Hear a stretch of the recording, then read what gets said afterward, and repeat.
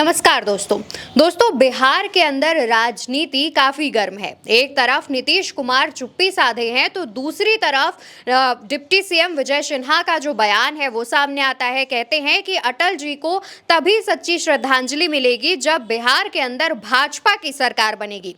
अब उनके इस बयान के क्या मायने हैं और साथ ही नीतीश कुमार चुप है, उस वक्त इस बयान के आने की जो अटकलें हैं वो क्या लगाई जा रही हैं, इस पर चर्चा करेंगे। हमारे साथ चंद्रकांत जी मौजूद हैं। चंद्रकांत जी, इस बयान के क्या मायने निकाले जाएं? देखिए, बयान के मायने बड़े साफ हैं अवंतिका, बहुत साफ मायने हैं। विजय सिन्हा डिप्टी सीएम है बिहार के, सम्राट चौधरी भी डिप्टी सीएम है। दोनों गुजरात लॉबी के बड़े करीबी हैं, नरेंद्र मोदी के और अमित शाह के बड़े करीबी हैं। और करीबी इसलिए हैं, आप देखिए, जब नीतीश कुमार इधर आए तो डिप्टी सीएम के लिए तमाम और बड़े नेता हो सकते थे, लेकिन विजय सिन्हा लाए गए, सम्राट चौधरी लाए गए। अब विजय सिन्हा एक स्टेटमेंट देते हैं, और कब देते हैं? अटल जी की जयंती के मौके पर। 100वीं जयंती थी अटल जी की। अटल जी देश के प्रधानमंत्री रहे, भारतीय जनता पार्टी के बड़े नेता रहे। उनकी जयंती के मौके पर विजय सिन्हा ये कहते हैं, और उनकी कविता सुनाकर कहते हैं, वो कहते हैं कि हार नहीं मानूंगा, रार नहीं ठानूंगा। ये बात अटल जी ने कही थी, लेकिन अटल जी को सच्ची श्रद्धांजलि, हम उनके रास्तों पर तो चल रहे हैं, अटल जी ने जो रास्ते बताए हम उन पर चल रहे हैं, लेकिन सच्ची श्रद्धांजलि कब होगी? सच्ची श्रद्धांजलि तब होगी जब हम बिहार में अपने दम पर, यानी भारतीय जनता पार्टी अपने दम पर बिहार में सरकार बनाई जाएगी। अपना दम क्या होता है? बिहार में अभी भाजपा के 80 विधायक हैं, सरकार नहीं बना सकते, इसीलिए गठबंधन की सरकार है। सरकार बनाने के लिए अवंतिका 122 विधायक चाहिए। यानी अपने दम पर, यह कहने का मतलब है कि अपने दम पर 122 विधायक लाएंगे और सरकार बनाएंगे। ये संकेत किसके लिए है? ये संकेत साफ तौर पर नीतीश कुमार के लिए है। क्यों है? क्योंकि नीतीश कुमार के बारे में कहा जाता है कि हमेशा वो तीसरे नंबर की पार्टी रहते हैं और हमेशा मुख्यमंत्री बनते हैं। ये नीतीश कुमार की राजनीति का स्टाइल है। नीतीश कुमार कैसे राजनीति करते हैं, खैर, लेकिन विजय सिन्हा जब ये बयान देते हैं और जब गिरिराज सिंह तंज कसते हैं कि नीतीश कुमार को भारत रत्न दे देना चाहिए। नीतीश कुमार ने ऐसी कोई उपलब्धि नहीं हासिल की है, इसका मतलब आप नीतीश कुमार को रिटायर करना चाहते हैं। भारत रत्न आपने आडवाणी साहब को भी दिया है, आप नीतीश कुमार के बारे में इस तरह की बात कर रहे हैं। और फिर विजय सिन्हा कहते हैं कि आप अपने दम पर सरकार बनाएंगे। अवंतिका, बिहार का जो घटनाक्रम है, ज़्यादा नहीं, पिछले एक हफ्ते का घटनाक्रम अगर आप उठा के देखती हैं, नीतीश कुमार यात्रा पर निकलते हैं। पहले तो यात्रा 2 बार रद्द होती है, फिर यात्रा पर निकलते हैं। उनकी यात्रा में भाजपा का कोई नेता नहीं है। तेजस्वी अपनी यात्रा पर निकलते हैं। उसी दरमियान तेजस्वी अचानक लौटते हैं पटना, फिर एक गुपचुप मुलाकात करते हैं। कहा यह जा रहा है कि नीतीश कुमार के कहने पर यह मुलाकात हुई है। फिर नीतीश कुमार की तस्वीर आती है बाबा साहब अम्बेडकर के सामने हाथ जोड़े हुए, वो तस्वीर भी हमने देखी, आपने देखी।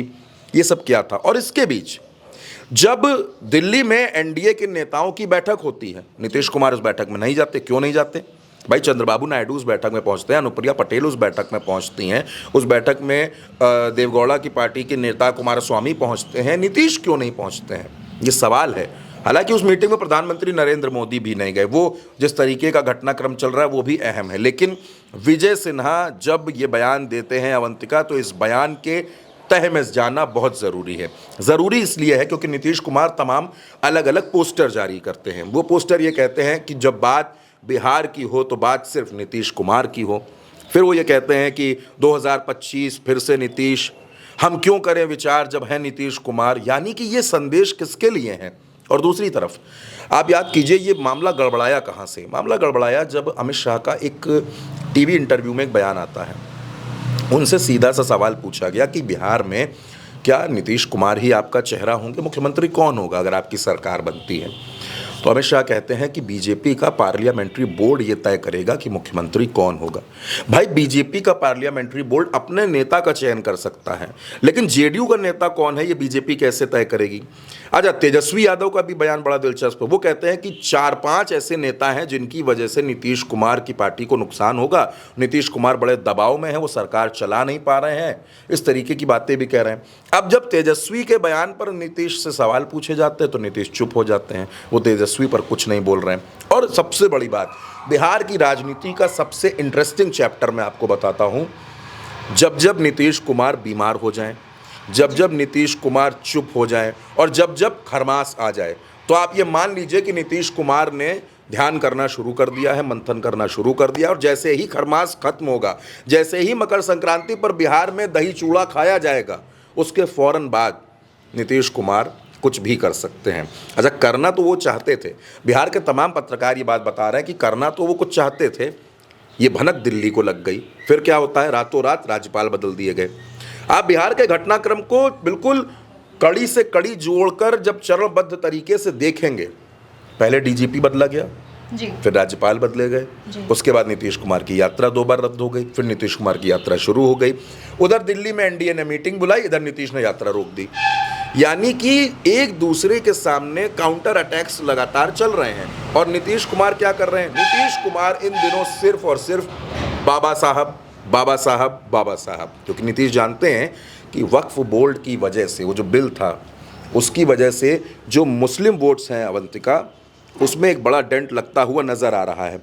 और अब क्या है कि जो दलित वोट्स हैं, बाबा साहब के खिलाफ जो टिप्पणी हुई है। अच्छा, आप एक चीज़ और दर्शक गौर करें, क्या अमित शाह के बयान पर नीतीश कुमार ने कुछ कहा? कुछ नहीं बोले, कोई शब्द नहीं बोले। वो कह सकते थे कि बयान को तोड़ मरोड़ कर पेश किया जा रहा है, गलत तरीके से बताया जा रहा है, ये विपक्ष की साजिश है, लेकिन नीतीश बिल्कुल चुप है, कुछ नहीं बोल रहे हैं। जबकि आप देखेंगे चिराग पासवान बोल रहे हैं, जीतन राम मांझी ने कहा कि नहीं, बयान में ऐसा कुछ नहीं है, लेकिन नीतीश क्यों नहीं बोल रहे हैं?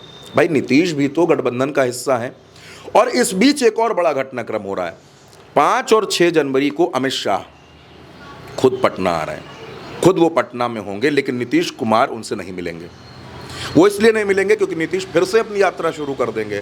मैं आपसे कह रहा हूं कि ये जो आने वाले 15-20 दिनों का समय है, ये बहुत कुछ तय करेगा। और इन सब के बीच में विजय सिन्हा का स्टेटमेंट, आप ये कह सकती हैं कि जलती हुई आग की लपटों में घी डालने का काम विजय सिन्हा के स्टेटमेंट ने कर दिया। मेरे मन में एक और सवाल आ रहा है, वो ये है कि देखा जाए तो केंद्र में अगर जो सरकार है वो भी नीतीश और नायडू के उससे चल रही है, लेकिन बिहार में जब बयानबाजी होती है तो क्या भाजपा के जो सांसद हैं वो केंद्र की सरकार को ध्यान में नहीं रखते हैं कि अगर नीतीश नाराज हुए तो इसका खामियाजा ना सिर्फ राज्य में बल्कि केंद्र में भी भुगतना पड़ सकता है? देखिए, अब क्या है ना कि अब बिहार की जो बात है वो इन सब बातों से आगे निकल चुकी है। अब बिहार में ऐसे तमाम नेता हैं, ऐसे दसियों नेता हैं जिनको लगता है कि उनको मुख्यमंत्री बनना चाहिए। गिरिराज सिंह नहीं बनना चाहते क्या? अश्विनी चौबे नहीं बनना चाहते क्या? मनोज तिवारी नहीं बनना चाहते क्या? सम्राट चौधरी क्या वो नहीं बनना चाहते? वो तो पगड़ी बांध के घूम रहे थे कि जब तक हटा नहीं देंगे तब तक हमारा संकल्प नहीं पूरा होगा। तो ऐसे नेताओं की फहरिस्त लंबी है। रविशंकर प्रसाद हम कैसे भूल सकते हैं? ऐसे तमाम नेता हैं। दरअसल मैं आपको बताऊं कि बिहार में अब एक ऐसी स्थिति बन गई है कि नीतीश को हटाओ, किसी भी कीमत पर नीतीश को हटाओ, क्योंकि ये फैक्ट है अवंतिका बिहार की राजनीति का। जब तक नीतीश कुमार राजनीति में सक्रिय हैं तब कोई उनको इग्नोर नहीं कर सकता, चाहे वो बीजेपी हो, चाहे वो आरजेडी हो, चाहे वो कांग्रेस हो। आप नीतीश कुमार को इग्नोर नहीं कर सकते। वो राजनीति में एक ऐसी शख्सियत बन गए हैं कि आप उनको इग्नोर नहीं कर सकते। आपको या तो आप उनसे नफरत कीजिए या तो आप उनको अपने साथ रखिए, लेकिन नज़रअंदाज कोई नहीं कर सकता उनको। तो क्या यहाँ पे जो भारत रत्न की भी बात हो रही थी, तो भारत रत्न कर देने के बाद उन्हें जो है एक तरीके से किनारे कर दे रहे थे कि भारत रत्न ऐसी कोई भारत रत्न देने की तैयारी भाजपा की नहीं है। वो सिर्फ एक गिरिराज सिंह का तंज है, उन्होंने तंज कसा है।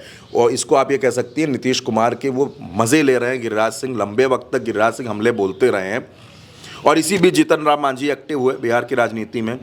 कोई वजह नहीं थी जीतन राम मांझी के घोषणाएं करने की। वो कह रहे थे कि 200 यूनिट फ्री बिजली दी जाएगी, 15 से 20 लाख तक का इलाज दिया जाएगा, किसानों को ये दिया जाएगा। जीतन राम मांझी क्यों?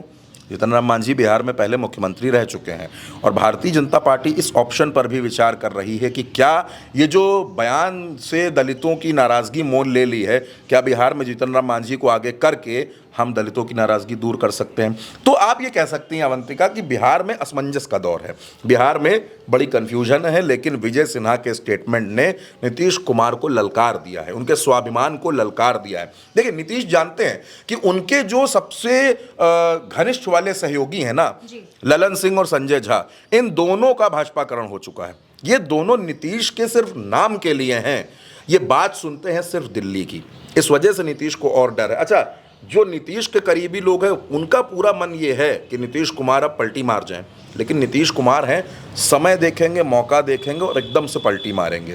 और इसी वजह से मैं आपसे कह रहा हूं कि विजय सिन्हा का बयान, नीतीश और भाजपा का रिश्ता अगर टूटा तो उसकी एक बड़ी वजह विजय सिन्हा का बयान भी बनेगा।